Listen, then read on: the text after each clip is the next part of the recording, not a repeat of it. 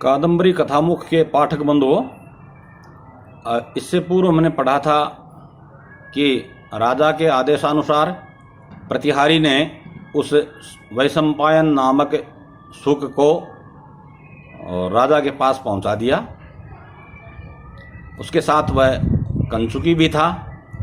तो आगे की कहानी देखते हैं, क्या कहते हैं कवि कहते हैं कि क्षितितल निहित कर तलस्तु कंचुकी राजानाम विज्ञापयत। कंचुकी ने राजा को विज्ञापित किया, मतलब सूचित किया या बताया। किम, वह कंचुकी कैसा है? क्षितितल निहित कर तल है। क्षिति तले पृथ्वी तले भूतले निहित करतल, निहितम करतलम येन। अपने करतल को, हथेली को, अथवा क्षितितल पर यूं भी समझ सकते हैं, हथेलियां दोनों हो सकती हैं। तो क्षिति तले निहिते करतले स्थापिते हस्ततले येन स, इस तरह यह समास बन जाएगा बहुब्री।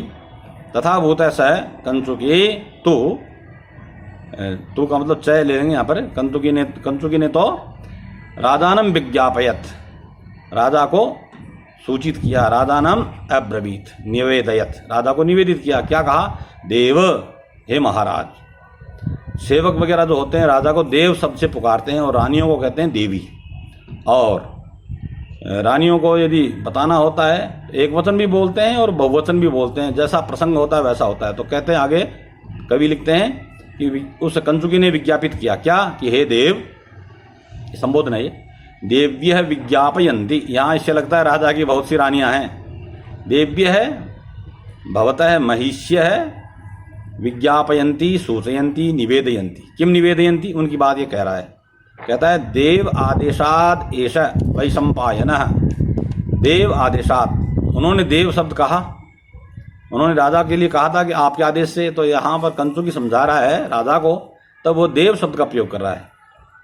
देवस्य आदेशात अर्थात भवतः आदेशात, भवतः आज्ञानुसारम, वैशंपायन अयम, ऐसा है माने अयम वैशंपायन नाम का है, शुक है, स्नात है, अर्थात पूर्वम कृत स्नान है। सबसे पहले इसने स्नान किया है। उसके बाद क्या किया इसने?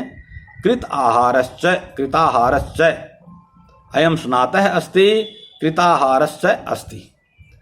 कृतः आहार विहितम भोजनम येन तथा भूतः अयम अस्ति। पुनः देवपाद मूलम, देवस्य पादयोः मूलम भवतः पार्श्वे प्रतिहार्या नीतः, प्रतिहार्या द्वारपालिकया भवतः पार्श्वे अयम आनीतः, अर्थात प्रापितः अस्ति। और इति अभिधाय, ऐसा कह करके, ऐसा किसने कहा? कंचुकी ने। ऐसा कह करके यानी इति अभिधाय एवं उक्त्वा अपगते च तस्मिन्, तस्मिन् कंचुकिनी, कंचुकी सबसे सप्तमी एकवचन कंचुकिनी बनेगा। तस्मिन् अपगते, गते अर्थात प्रस्थानम कृतवती सती।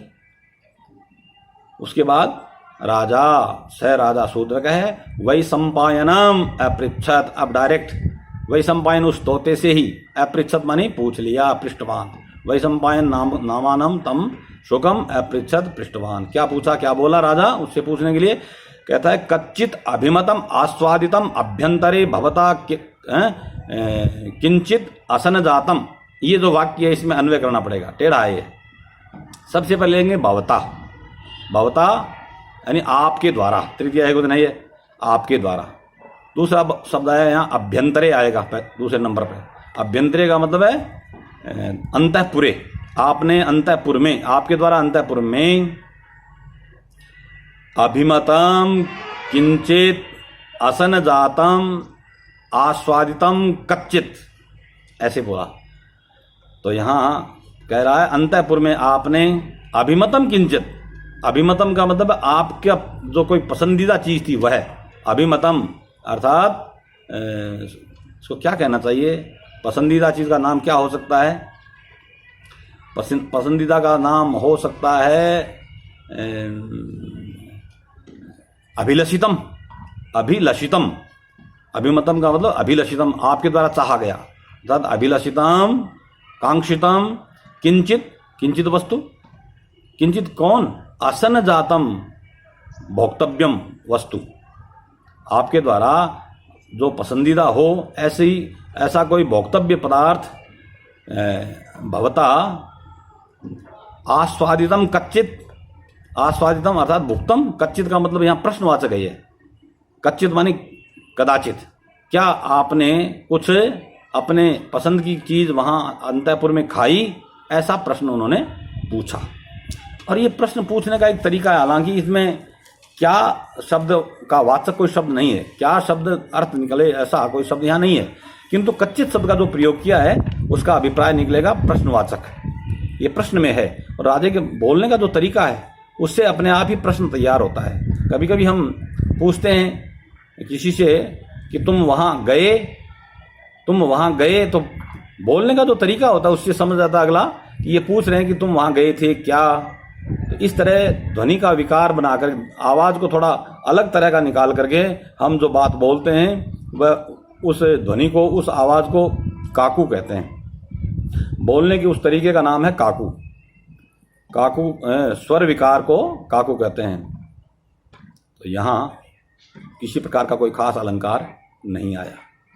आगे बढ़ते हैं। स प्रत्युवाचय, स सुख है, उत्तरम अयच्छत। स प्रत्युवाचय, स प्रतिवचनम अकरोत, उसने प्रतिवचन दिया यानी उत्तर दिया। क्या कहा?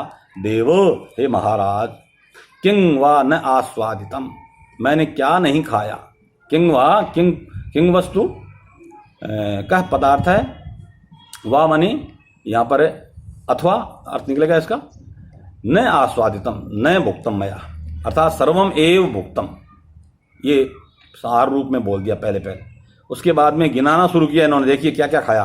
कहता है आमत्त कोकिल लोचन छवि ही नील पाटल कषाय मधुर प्रकामम आपीत जम्बू फल रस है। यहाँ उसने कहता है, वो कहता है कि जम्बू फल रस है आपीत है, मैंने जम्बू फल का रस, जम्बू मानी जामुन, जामुन नामक जो फल जानते हैं सब, तो जामुन नामकस्य अर्थात जम्बू फलानाम रस है मया प्रकामम माने तृप्तिपूर्वकम, बहुतरम, पर्याप्तम, आपीतम का मतलब हुआ पान विषयी कृतम, अथवा कृतय का मतलब या पुंगलिंग है रस, इसलिए कृतय, पान विषयी कृतय बोलेंगे हम। माने जम्बू फल का रस, जामुनों के फलों, जामुन नामक फलों के रस को प्रकामम, निकामम, नितराम, सुतराम, पर्याप्तम और आपीता अर्थात पान विषयी कृतय। वे वह जो रस है वह कैसा है, देखिए इसके विशेषण आएंगे। इसके विशेषण आएंगे 3। तो पहला विशेषण क्या है? आमत्त कोकिल लोचन छवि है वह रस। आमत्त माने मतवाला, बसंत ऋतु में आम के पेड़ पर बैठ कर कुहू कुहू की आवाज़ निकालने वाला जो कोयल होता है, कोयल को पुंगलिंग भी बोलते हैं हम। कोयल शब्द जातिवाचक शब्द है, इसमें पुंगलिंग भी होते हैं, मादा भी होते हैं, स्त्रीलिंग भी होते हैं। तो कोयल बोलती भी है और कोयल बोलता भी है, दोनों होते हैं। इसलिए वैसे संस्कृत में कोयल शब्द है ही पुंगलिंग में, पिक शब्द पुंगलिंग है, पुंगलिंग में होता है। आमत्तस्य कोकिलस्य लोचनयोः छवि इव छवि यस्य स तथा भूत अस्ति जम्बू फल रस है। मतवाले कोयल की आंखों की जैसी कांति होती है, जैसा वर्ण रंग छाया होती है, उस जैसा लगने वाला था वो रस देखने में।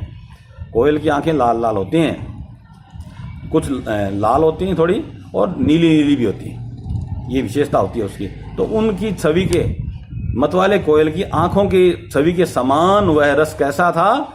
नील पाटल है, नीलस्य असौ पाटलस्य इति, नील रंग का भी था और पाटल माने गुलाबी रंग का भी था, नील पाटल है। इस प्रकार की छवि वाला वह था। यहाँ पूर्णोपमा अलंकार बन गया। जम्बू फल के रस की तुलना या उसकी उपमा दी इन्होंने मतवाले कोयल की आंखों की कांति के समान। और कैसी समान, कैसा होता है वह?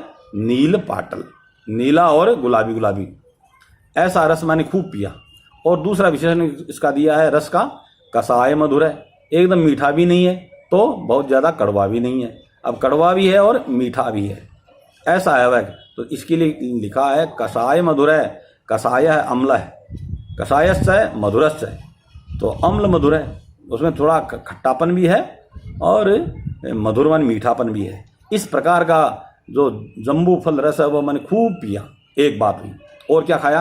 अब कहते हैं हरि नखर भिन्न मत मत्त मातंग कुंभ मुक्त रक्तार्द्र मुक्ता फल पिंसी खंडितानि दाड़िम बीजानि मया दाड़िम बीजानि खंडितानि। मैंने दाड़िम फल अनार दाड़िम बीजानि खंडितानि मया दाड़िम फलस्य बीजानि चंचुपुटेन दलितानि खंडितानि। मैंने टुकड़े टुकड़े कर डाले अर्थात तोड़ तोड़ के उनको खाया। वे दाड़िम फल दाड़िम बीज कैसे हैं, देखिए सुंदर उपमा उनकी बताया है, हिंदी में पहले बताऊं मैं।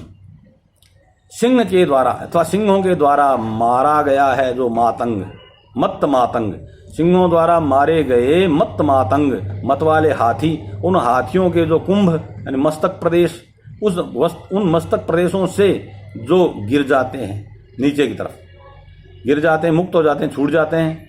कैसे?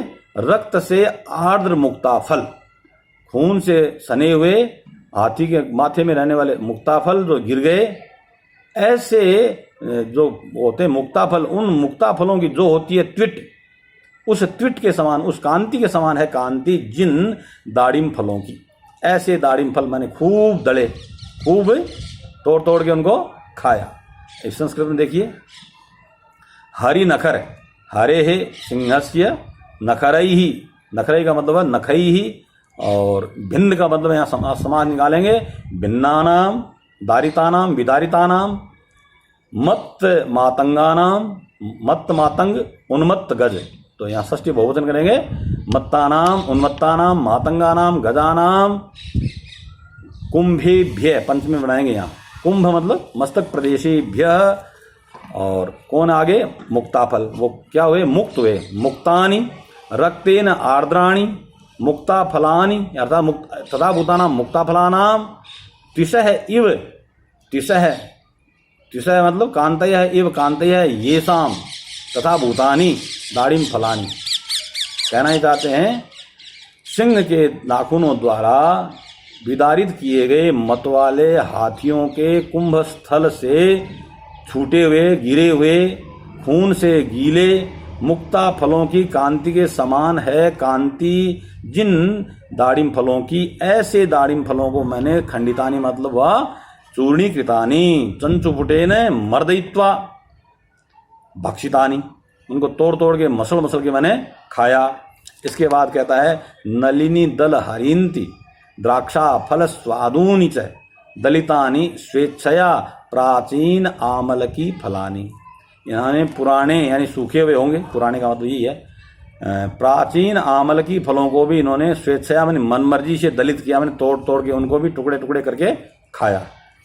आंवले के फल, जो पुराने आंवले फल थे रखे हुए वहाँ महल में, रनिवास में, उनको मैंने खाया। ये कहता है, वे आंवले कैसे हैं? तो ये लिखते हैं, नलिनी दल हरिंती, नलिनी कमलिनी, उसके दल माने पत्ते, उन पत्तों के, हरिंती माने समान हरे, उन पत्तों के समान हरे रंग वाले। कौन है ये हरे रंग वाले?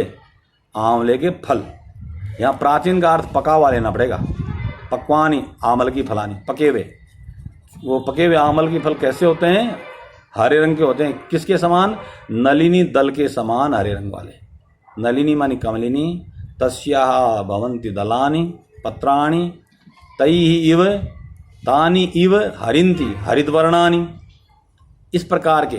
और दूसरी विशेषता और बताइए आंवलों की, द्राक्षा फल स्वादूनि, द्राक्षा फल दाख होते हैं, गोस्तनी अंगूर, तो कहा हरे रंग के अंगूर होते हैं, द्राक्षा फल स्वादूनि, द्राक्षा फल के समान, तो द्राक्षा फलानी इव स्वादूनि अर्थात स्वादयुक्तानि,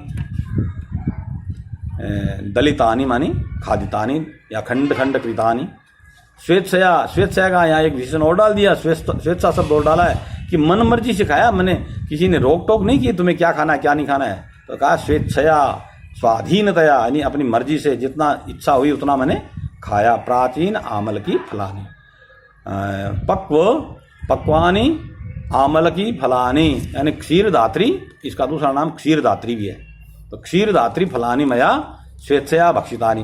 तो तीन बातें बताई। एक तो बताया जामुन का जो फल होता है, तो जामुन के फलों के रस को मैंने खूब पिया, उसका तो रस पिया है।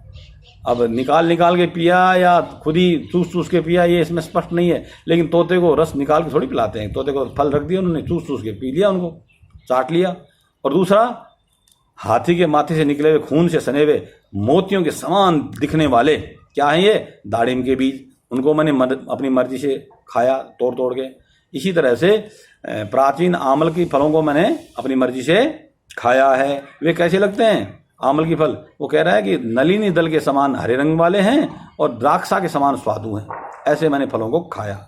किम वा प्रलपितेन बहुना, बहुना प्रलपितेन किम अधिकेन वक्तेन अधिकेन कथनेन किम। हे महाराज, अधिकेन कथनेन व्यर्थम अस्ति, अधिकम कथनम अत्र उचितम नास्ति।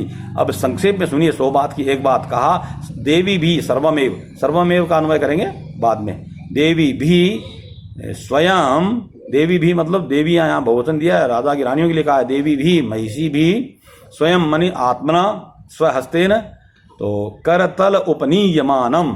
देवी भी स्वयं उपनीयमानम, देवी भी महिषी भी करतलेन, अपने हाथ से, करतलेन मतलब हस्ततलेन, देवी नाम हस्ततलेन, देवियों ने अपने हाथ से जो दिया, तो करतलेन उपनीयमानम दीयमानम, देवी भी स्वहस्तेन दीयमानम। अब इस सर्वमेव को यहाँ जोड़ेंगे। सर्वम एव निखिलम एव अखिलम एव अमृतायते इति, सब कुछ अमृत के समान हो जाता है। देवियों ने जो हाथ से मुझे दिया अपने हाथ से, वह अमृत जैसा लग रहा है, अमृत जैसा लगा या अमृत जैसा लगता है।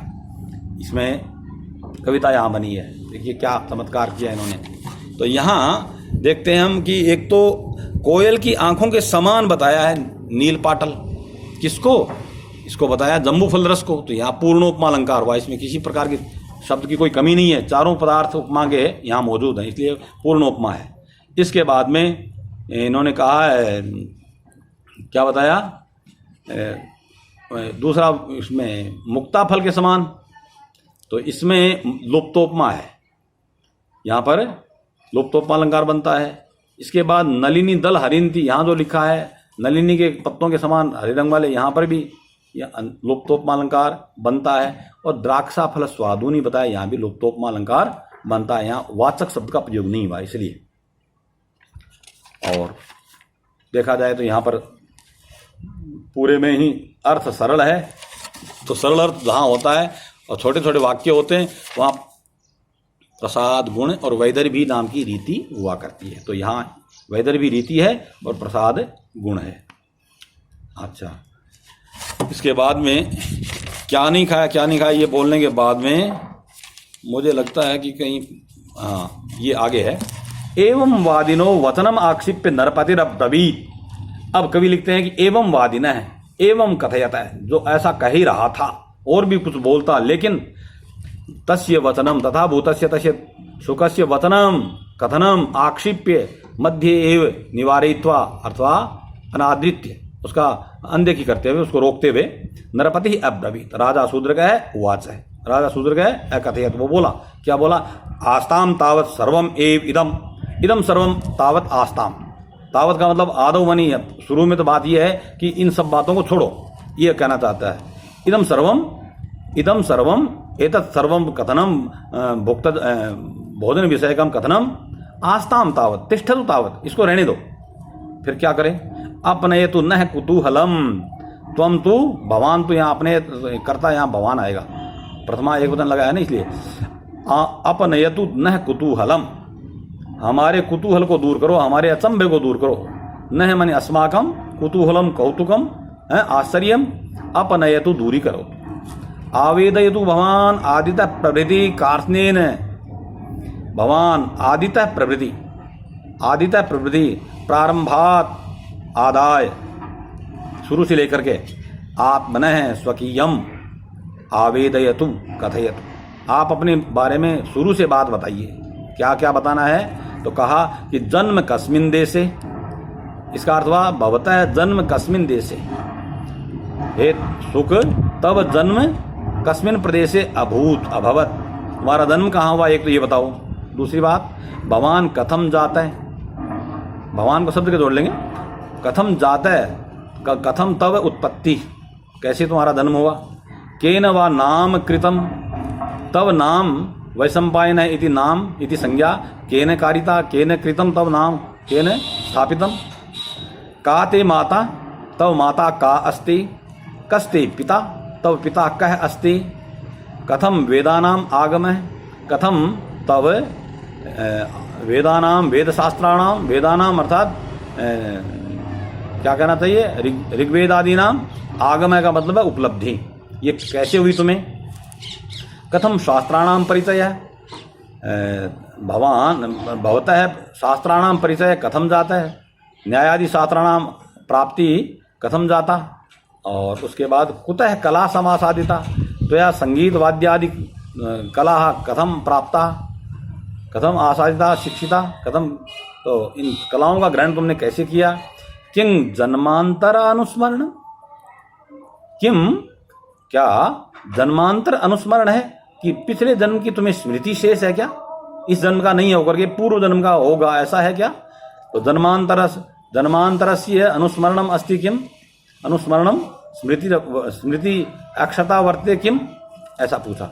उत अथवा वर प्रदानम, अथवा केनचित कस्यचित वरेण, कस्यचित वर प्रदानेन एवं सर्वम संपन्नम अस्ति, कहीं किसी ने तुम्हें वरदान दिया हो, उससे ये सब हुआ हो, तुम्हारे ये शास्त्र वगैरह आज तुम्हें हैं, ज्ञात है, इनका ज्ञान है, तो ये बात कहीं कोई वरदान के द्वारा हुआ है क्या, ये पूछा। अथवा विहंग वेशधारी कश्चित छन्न है निवससी, अथवा हो सकता है ये भी बता दो, कोई गुप्त वेश तोते का रूप धारण करके कोई महाविद्वान छुप करके रह रहे हो, ऐसा तो नहीं है, ये पूछा।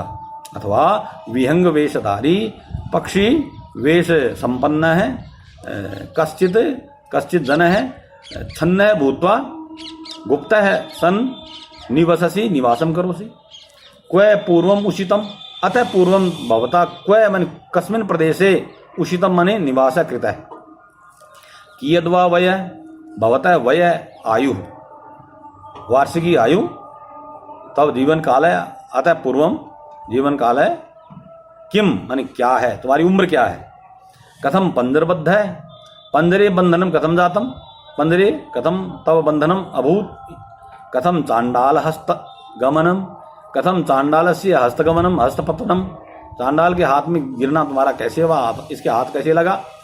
इह वा कथम आगमनम अस्मिन् प्रदेशे मम सकाशम, मम समीपे कथम आगमनम, केन प्रकारेण तव आगमनम अत्र अभूत। इसके बाद कहता है ये इतने प्रश्न उन्होंने पूछे। एतत् सर्वम, इन सबको आदितः, शुरू से आवेदयतु भवान, इन सब का हमें आप आवेदन करें यानी बताएं।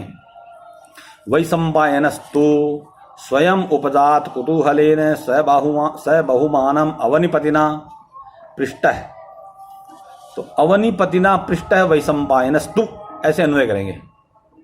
पहले अवनिपतिना आएगा, तो अवनिपति कैसा, इसका विशेषण है इन्होंने स्वयं उपजात कुतूहलेन, ये अवनिपतिना का विशेषण है तृतीयांत, तो विशेषण को पहले लेंगे तब अन्वय बनेगा।